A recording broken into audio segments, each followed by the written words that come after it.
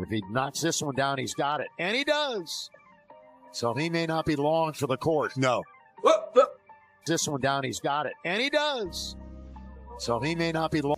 49 seconds left in the third. So the second and third quarters have basically belonged to the Suns. One thing while he's still on the court, and that's making sure his stat line stays nice and shiny no matter what's actually happening in the game. His whole career has been built on stacking numbers. AJ Reich left LeBron in the game last night because remember, he's got that streak going where he's got 10 points or more at 1,297, which he got with a 3 with 6:50 left. Lakers were down over 20 points at this point, so I believe there's a phrase or a term for what was happening here. Chandler NP is my stats. Y'all know me. But in Los Angeles, that stat-chasing energy is louder than ever. Seeing a player with his resume, 4 rings, MVPs, and all those accolades out here fighting for a 10-point streak in a blowout is wild. I'm averaging a triple-double in the finals. I'm pretty good. And I'm at a point in my career now where I don't lose sleep over that. Like, how did me and Luka lose? Like, I will never change. A legend trying to squeeze out points in garbage time just to keep a streak alive looks more desperate than dominant. At this stage of his career, someone with his history should be above that. But he keeps showing us he's locked in on making that box score sparkle. Left LeBron in the game last night because remember, he's got that streak going where he's got 10 points or more at 12:97, which he got with a 3 with 6:50 left. The Lakers were down over 20 points at this point. So I believe there's a phrase or a term for what was happening. Anyone has tried to hype up. We're not talking 20, 30, or 40 points. It's literally just 10. And somehow it became a trophy to brag about. The craziest part? The streak isn't even the real streak if we're being honest. If you include postseason games, which every serious record should, the true leader is Michael Jordan with 1,041 straight games. LeBron sits second, Karl Malone is third, and Kevin Durant is fourth. That's the real list. LeBron's 10,000 double-digit streak is the longest in NBA history. Well, come on. The actual all-time ranking. But you'll notice LeBron's fans never mention that detail. They always skip the part where you exclude the postseason, because once the playoffs count, Jordan owns the record outright at 1,041. And that's exactly why they avoid bringing it up. It changes the whole conversation. For LeBron supporters, this 10-point streak is treated like it's the crown jewel. Whether the Lakers win or lose doesn't seem to matter. As long as he gets those 10 points, they act like everything is perfect. Blowout is wild. Double in the finals, I'm pretty good.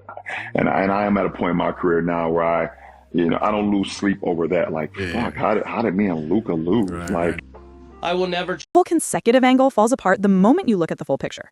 But here's the question nobody asks. Who outside of LeBron fans actually cares about this streak? Lakers fans, most of them don't. Do you care? Probably not. And even when we look at Jordan, the true holder of the real streak, do his fans brag about it? Do any NBA fans at large talk about it like it's some historic accomplishment? Not really, because it's just not that kind of record. Nobody brings up that streak when they talk about Jordan's legacy. And you know why? Because his legacy stands on real greatness, not lowered standards. But for LeBron's crew, they bend the bar so far down that suddenly a basic 10-point streak becomes meaningful, even though it's not even a real streak in the first place. Now, take LeBron's latest matchup against Phoenix, where he finally hit those 10 points and acted like he saved the season. In the fourth quarter, he looked straight up desperate.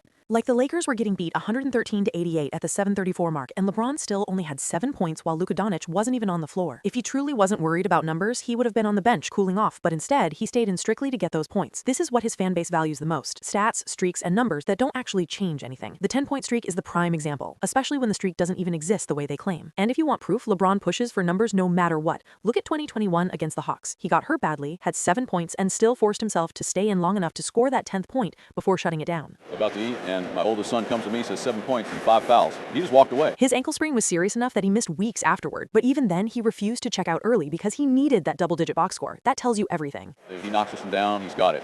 He does. He's watching his stats every second he's on the floor. Now jump back to 2018 against the Knicks in Cleveland. LeBron played only the first quarter, just 10 minutes, but even then, he wouldn't leave until he hit 10 points. One of the key components to the Lakers winning a title, LeBron. Oh, down he goes. And that is trying to stay on the floor right now. And he's going to shoot from the corner. Got it. He stays in the game and he drills a 3. It was the same pattern. Get the numbers, keep the streak alive, and make sure the box score looks acceptable, even if the situation was weird or didn't matter at all. That's the thing with LeBron in the 2020s. You know, an interesting note, and it is very trivial because the most important thing is his health. But he did score 10 points. Yes, he has historic numbers, all-time rankings, and a legendary resume. But the small details tell a different story. Staying in blowouts, padding late points, chasing streaks that don't actually shift the game. Those are habits that hurt him in any comparison with someone like Michael Jordan. Getting bottled up with Thomas, using his hands to get away. Boy, Thomas is just LeBron James. Inside is Nance. Set up that break. So LeBron has 10 points, and he'll be coming out soon to extend that streak to 873. Who had a totally different mentality and approach. Look at Jordan in Washington when his real 10-point streak finally ended. It was against the Pacers on December 27, 2001. The Wizards were getting smashed down 25 in the fourth, and Jordan had 6 points on 2 of 10 shooting after 25 minutes. And when the game was out of reach, he just sat, accepted it, and didn't force anything to keep a number alive. Jordan had a rough night with just 6 points. But when the fourth quarter came, he didn't drag himself back onto the floor, chasing 8 or 10 just to save a streak. He stayed on the bench because the numbers didn't mean anything when the whole squad was already getting blown out. That's the difference. Well, I found out that after the game was over that he had 8 points in the game, and he broke a streak of like 860-some games in double figures. And so the media was on, how do you think Michael's going to be with this? I said, look, Michael's got championship rings, he's got gold medals, he's got NC championships, he's got MVPs. He's not going to care about the 8 points. So he met with the media and agreed. Said, you did the right thing tonight. You did the right thing tonight. I don't care about the points, but I needed to know that you believe in me. Jordan wasn't out here forcing empty stats. And like I said before, seeing a player at LeBron's level hanging around in the fourth quarter just to scrape up his 10th point looks ridiculous for someone people call it GOAT. When your whole legacy is supposed to be built on dominance, chasing basic numbers in a loss just looks messy. Now, look at Jordan again, especially in Washington. He wasn't obsessed with padding anything. Before he hurt his meniscus, he was still a machine with the Wizards, dropping 24.9 a night, grabbing 6.1 boards, handing out 5.3 dimes, all on 42% shooting. That was real production before the knee slowed him down. And once that injury hit, he tried to fight through it. And of course, his averages dipped heavy by the end of the season. But Jordan wasn't out here trying to fake it. He cared about competing, trying to win, and giving whatever he had left, not polishing the box score just to keep a streak alive. So that wraps up this breakdown. And if you're rocking with the truth, make sure you hit that like button and subscribe so you don't miss anything. Thanks for watching, and I'll see you on the next.